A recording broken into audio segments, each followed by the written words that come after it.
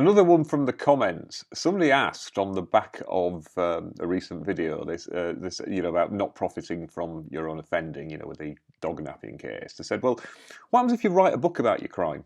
Can you do that, and can you keep the money? That's a really good question. First of all, I want to just talk about this particular good boy. His real name is Harvey, but he belonged to somebody called Sam.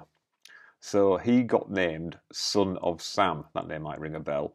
And basically, he was accused of serial killing by the person who was actually carrying out all the serial killing, Mr. Berkowitz. But he said, no, the dog put me up to it. The dog, luckily, no proceedings were taken against him.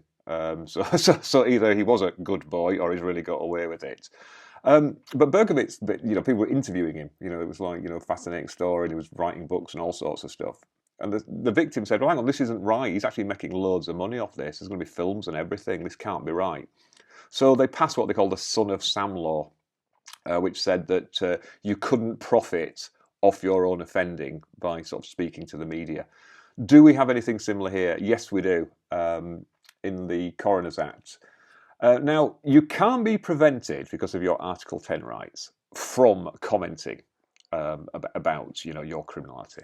But what they can do is they can say, but we're keeping the profits. If they make this particular order, what that means is that any profits you get, they go into like a central fund, which is supposed to be used for victims. Now, that's not to say that you can't comment at all. If it's what they call, a genuine commentary on the legal proceedings, if you want to do something like, my biography, this is how I started in crime and this is how prison changed me and this was my experience, that might be fine. You remember Jonathan Aitken wrote a series of, really good books about his sort of time in prison. That was held to be okay. But if you just sort of do my time running, my top 10 blags when I was running with the craze and all that sort of thing, that might be different. The idea is it a sort of serious commentary, or are you literally just trying to cash in on your offending? So that's when that comes in.